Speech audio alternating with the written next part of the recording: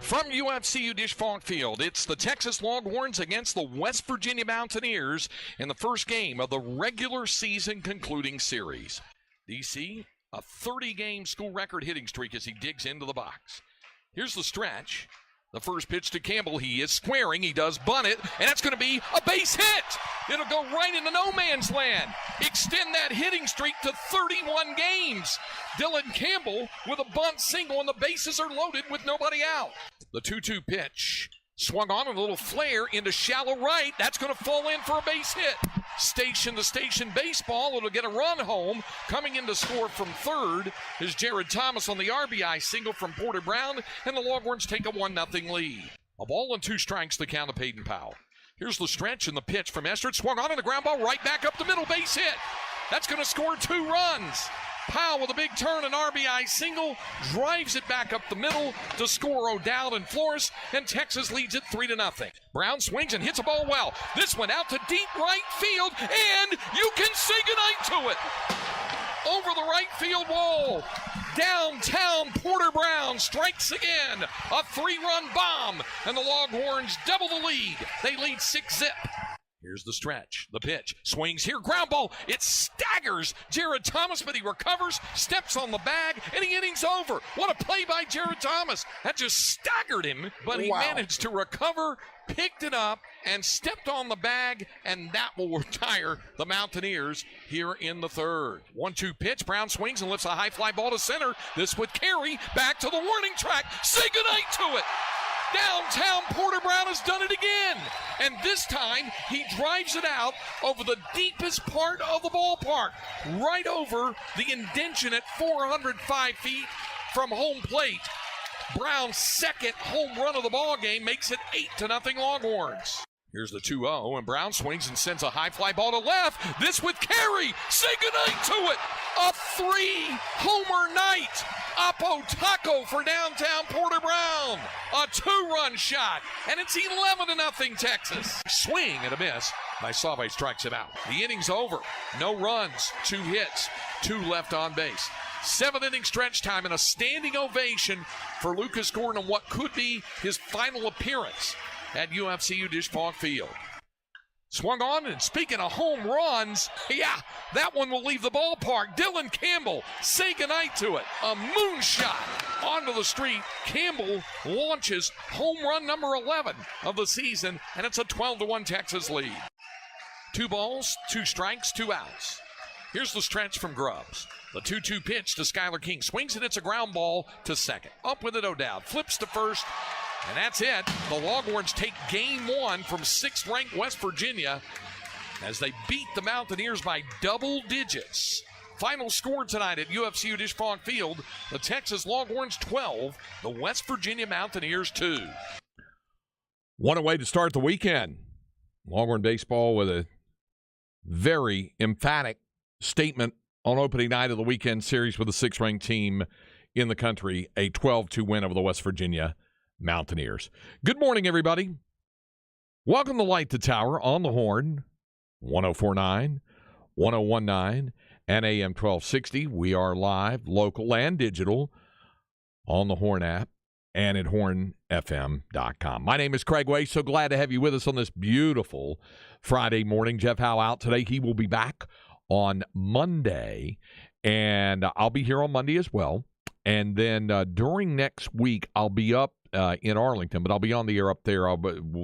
My part of the show, I'll be up there in Arlington as the Big 12 Conference Baseball Tournament gets on and going starting on Wednesday. Of course, Tuesday will be practice and news conference day up there, so I'll be there starting on Tuesday. Our producer, as always, and did a fabulous job there on the highlight montage, is Cameron Parker, who had to call that absolutely scintillating. He didn't have to. He got to. As coaches like to say, you don't have to play this. You get to do it. And he got to call a classic last night with Round Rock's 1-0 win over Westlake in Game 1 of the regional quarterfinal series over in Round Rock last night. How's the voice this morning holding up? It's doing good. Yeah. I've been spoiled, Craig, because it feels like every Round Rock game I've done is either a walk-off or extra innings. And for Westlake, they've played pretty much every game going to extra innings or winning on a walk-off. So now They lost on a walk-off last night to Round Rock, and we do it all over again today, game 2. Yeah, absolutely. So it'll be a lot of fun. We're going to do our Flex 30 update, and that'll come up in the second hour of the program. Later on, at the bottom of the hour, we'll have our Longhorn Notebook, and we're going to hear from Lucas Gordon, and we'll hear from, downtown Porter Brown, he of the 3 home runs last night. So we'll hear from those two guys coming up at the bottom of the hour. We do have Inconceivable coming up. Today, of course, is Friday. What does that mean, Cam? Reach for that low-hanging fruit, baby. That's it. It means Florida Man. We do have a Florida Man story, but it's different. It does involve a Florida man. It did take place in Florida. But it's different. And I'll just leave it at that for the moment.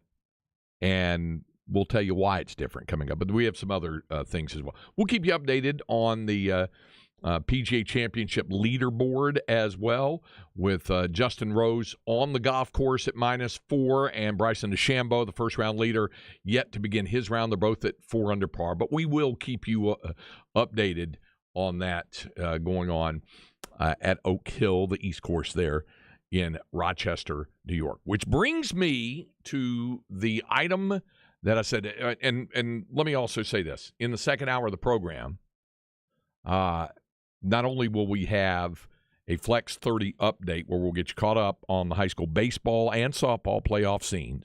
We will do that coming up in the second hour of the program. Also in the second hour, right around the bottom of the hour in the second hour, our good friend Greg Swindell. Zeke will join us. Of course, Zeke worked last night's game with Keith Moreland on the Longhorn Network telecast of the Game 1 win for Texas. I wanted to get Zeke's thoughts on a variety of topics. Some relate to his particular set of skills, his expertise, and that's from the pitching element. The pitching from the Longhorn side, the decision Randy Macy made last night not to go with his regular Friday night guy, to go with a freshman midweek right-hander, and whether he was concerned about that or felt that with Lucas Gordon going, he could save the other two guys if he needed to do it. However he wanted to do it, it didn't work out for West Virginia as the Longhorns jumped on him, obviously, on him for the victory. And so, I wanted to get his thoughts on that. And then not only that, Greg also follows, as I do, the national scene very, very well. So in addition to talking about Carson Estridge, the freshman right-hander who got shelled pretty good by Texas last night and suffered his first defeat of the season, and talking about Blaine Traxel, who's going to be an interesting story. Here's a guy who has been their Saturday starter, their Game 2 starter, and this is Game 2 of the series, so it makes sense. Normally it's Friday, Saturday, Sunday, so this will be Thursday, Friday, Saturday. He is going on a day's less rest, like Lucas Gordon was, last weekend, and like LeBaron Johnson will be going on tonight when he goes for Texas. And Blaine Traxel, a guy who's won 7 ball games this year. In fact, Traxel is 7-4 and a 3.23 ERA. Here's the thing that really strikes me: guys throw 94 2/3 innings, and he has 5 complete games this season. 5. So he's been really, really good and a candidate for Big 12 Conference Pitcher of the Year. I still think maybe the edge might go to Tyson Neighbors at Kansas State, their lockdown closer, although he looked a little bit vulnerable last night, but he did get the win for K-State and the win over TCU. So we'll get to all that stuff and what it all means coming up with Greg Swindell coming up next hour. As well. But as I mentioned, we'll keep you updated on what's going on at the PGA. And again, it's Justin Rose, who is playing his 8th hole of the day. He's playing the back 9 first, and he is at 4 under par. Bryson DeChambeau has yet to begin his round. Same story with Scotty Scheffler, who's 1 shot back. Scotty's at -3. Rose and DeChambeau at 4 under. Also, Connor's at -3, Bradley at -2, Dustin Johnson on the first page of the leaderboard at -1. And we will keep you updated on that. Now, before I get to our Specs text line at 337-3776, 512-337-3776, I mentioned this yesterday, and I gave it a little more thought, and here's what I've come up with. When I started watching very, very early yesterday morning, when it first came on and the golf commentators were bundled up and chilled and all that kind of stuff because the temperature was in the 40s, low 40s, I think it even was, or maybe even high 30s. But anyway, it was really, really chilly at first. Now it's warmed up quite a bit, and it's going to be lovely weather there throughout the weekend. I got to think, Rochester, New York. I thought, have I ever been to Rochester, New York? And the answer is no. I've been near it. I've driven on the New York State Thruway where you would have to exit off, I believe it's I-390, where you would go on into town. You got to go up because Rochester is astride Lake Ontario. So I've never been in that city. So then I got to thinking, is that the largest city I've ever not been in? What is and I went and I looked, and somebody yesterday sent in a list on the Specs text line when I first brought this up of the 300 largest cities in the United States by population, the 300 largest. So when I looked at it, yes, Rochester is the largest city that I have not visited in the United States. Population of 210,000 or something like that? That's correct. So that's the largest city I've not visited. Do you know what the largest city that you have not visited, Cameron Parker? So you said without the big three, which is... Well, I've expanded. This is why I say I gave it some more thought. Here's what we're going to do. And the Specs text line is open. I'm interested because this tells something about how traveled people, not necessarily well-traveled, and I don't mean traveling in a high circles or anything like that. I'm just talking about traveling. I mean, if you're getting in a car and you're driving and you're going to see family on vacation, or work takes you out of town, or you've got one of those conferences. One thing did you ever see the movie Cedar Rapids? Yes. It's great. Ed Helms, yes. It's tremendous. John C. Reilly in it. I mean, I love that movie. And they're all coming into town for an insurance convention, and Cedar Rapids is one of those mid-range type cities, that kind of thing, and that's where the conference is. So and they're traveling for work, so that's why I brought that up. What would be the largest city that you have not yet visited? And here's where I'm going to draw the line on this deal. I'm going to make a couple of restrictions. Obviously, the big three if you were removing New York, Los Angeles, Chicago, the top three cities by population in the United States, New York City, L.A., Chicago, and I'm going to add to that the three cities in the state of Texas. Houston is number 4, by the way, by population. San Antonio is number 7, and Dallas is number 9. So you have 3 cities by population in the United States. See, I would have thought Dallas would have a larger population than San Antonio, but I guess the suburbs, the metro, is a lot bigger. Yes, with Fort Worth and the mid-cities, Collin County, all that stuff. The Metroplex, and again, this gets back to that old argument again about what really comprises the Metroplex. I've had not really arguments, but good-natured discussions and involved discussions with folks in the media industry and the other. When I worked at KRLD, an all-news operation, it was then and it is now a news radio thing, I learned that the term Metroplex was coined, I think, in the early 70s as a marketing term, basically.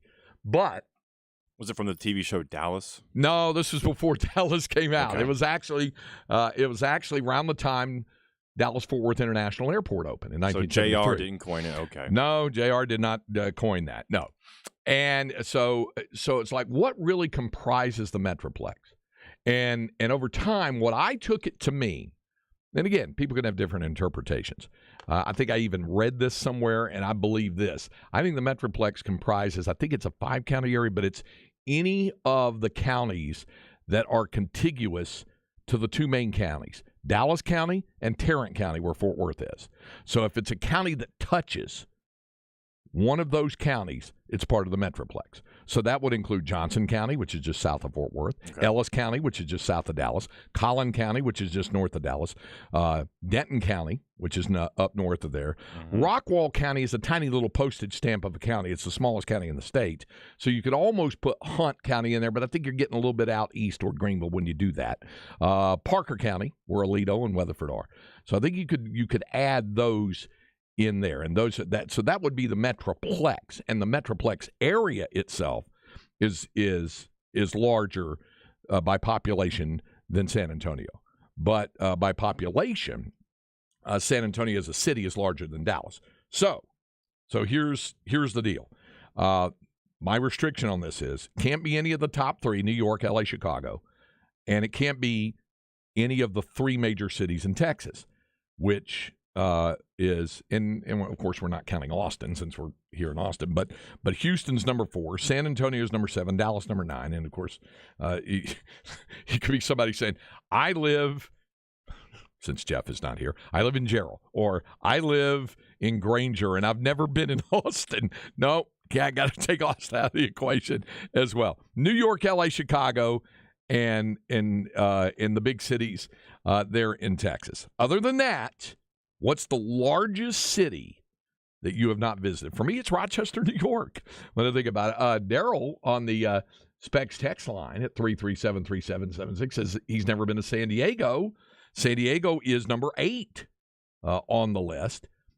San Jose is number 10 on the list. So that's a big city. So the largest city you've never visited. Largest city you've never visited. And somebody says, hey, Miami for me. There you go. Cooter says, so would you consider San Marcos part of the Austin Metroplex? It is, first of all, you don't call this the Metroplex. The Metroplex only applies to TFW. But I understand where you're going with this, Cooter. The Austin metro area, I believe, is how the meteorologists describe it. He said, it's in Hays County, which touches Travis County. I personally do not count San Marcos as part of the Austin Metroplex. The greater Austin area, I think, does include Hays County. And I think it does include San Marcos. Hays County is contiguous to Travis County. Williamson County, I live in Georgetown. I live, 25 miles north of Austin. But that's part of the greater Austin central. Some folks count it as the television ADI market. I don't include that because the ADI for Austin on television, I think, extends as far west as like Brady. I mean, it goes, Mason, Llano for sure, and Fredericksburg. Mm-hmm. So I don't include that in there. But if you're close enough in the Austin area, yeah. Bizarro Dale Dudley, love him. I never been to Spain, but I kind of like the music. Yes. No. Those of you, in fact, we'll bump back with some Three Dog Night off of that after that. Can't count the airport for a connecting flight. That's right. My only time in L.A. was at LAX. That's right. That does not include changing planes. Chad Hastings and I were talking about this yesterday. He said he's changed planes in one city, but it didn't count. Jeff Howe said he's connected to a flight in Atlanta, but you can't count Atlanta for that just because you went through Atlanta Hartsfield Jackson International Airport. You can't do that. Got to spend some time out there. You have to at least maybe drive through it, get something to eat, get some gas, just to make sure that I entered the state of Maine one time and I had an extra day off before I did a Major League Soccer game in '97. I drove, and it was a day off before I had a game in Foxborough between the Dallas Burn and the New England Revolution at Foxborough.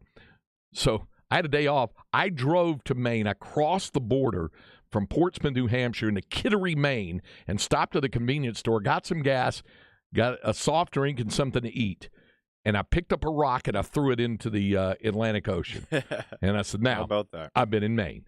So that's about as much. So, yeah. CB said, I'd never been to Seattle till I flew into SeaTac when I moved up here. So there you go. And Columbus, Ohio, Philadelphia. Yeah, I think that's what Chad had, was Philadelphia on his as well. And Philadelphia is, number 5 or 6 on this list?